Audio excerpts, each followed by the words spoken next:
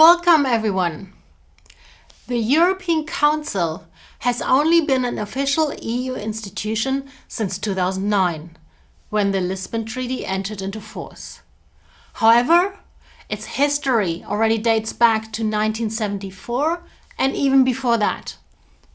The European Council comprises the heads of state and government of all EU member states. It decides on the EU's broad political directions and takes high-level decisions. Let's have a look at its historical evolution, its various roles, and its internal organization. The European Council was not part of the original EU institutions of the 1950s and 60s. But not long after the founding of the European communities, the heads of state and government met at a few occasions over the course of the 1960s. Eventually, the European Council was created in 1974 for the purpose of providing a venue for the informal exchange of ideas among heads of state and government. It played an important role in the negotiations of the various EU treaties, provided leadership and a long-term vision, as well as informally contributed to EU decision-making. However, the European Council existed only informally. Only the single European Act, which entered into force in 1987, vaguely recognized the European Council by mentioning it. And the Maastricht Treaty, which entered into force in 1993, contained the provision that the European Council was to define general political guidelines. It was then only the 2007 Lisbon Treaty that officially recognized the European Council as a full-fledged EU institution. The European Council plays an important role in taking fundamental and highly political decisions for European integration. It is not involved in the actual day-to-day business of making EU laws, but it rather plays a guiding role, providing leadership and a long-term vision for the EU. Within this guiding function, the European Council fulfills four main policy roles. First, it initiates, promotes, and drives policy.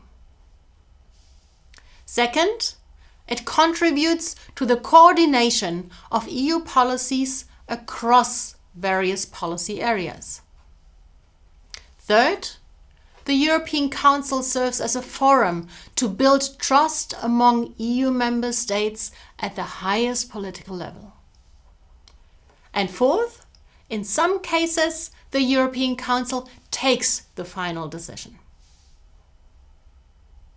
The European Council can take decisions on a range of policy areas.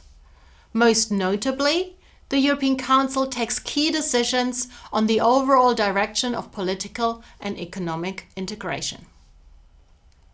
It also takes core decisions on EU internal economic issues, EU foreign policy, budget disputes, treaty revisions, applications by possible new EU member states, and institutional reforms. It also proposes or appoints key EU leaders, such as the Commission President and the High Representative. The default voting rule of the European Council is unanimity, unless the treaty provides otherwise, which is, for example, the case for the election of the President of the European Council. Yet, the theoretical possibility of a qualified majority vote does not mean that it actually is implemented. Voting, especially majority voting, remains a rare incident. The outcome document of a European Council meeting is called the European Council Conclusions. The European Council comprises the heads of state and government of all EU member states, plus the President of the European Council, and the President of the European Commission. The term heads of state and government is used since in some countries the President, thus the head of state, rather than the Prime Minister or Chancellor, thus the head of government, has the political powers and responsibilities pertaining to the decisions taken in the European Council. European Council meetings take place twice every 6 months, but special meetings are always possible. These meetings are called EU summits, and they usually take place in Brussels. European Council meetings are convened by its president. The Lisbon Treaty introduced the role of the President of the European Council as a full-time position. It also postulates that the President must not hold any other national office at the same time. The term of office of the European Council President is 2.5 years, renewable once. The current President of the European Council is Charles Michel. The tasks of the President are to chair and facilitate consensus at European Council meetings.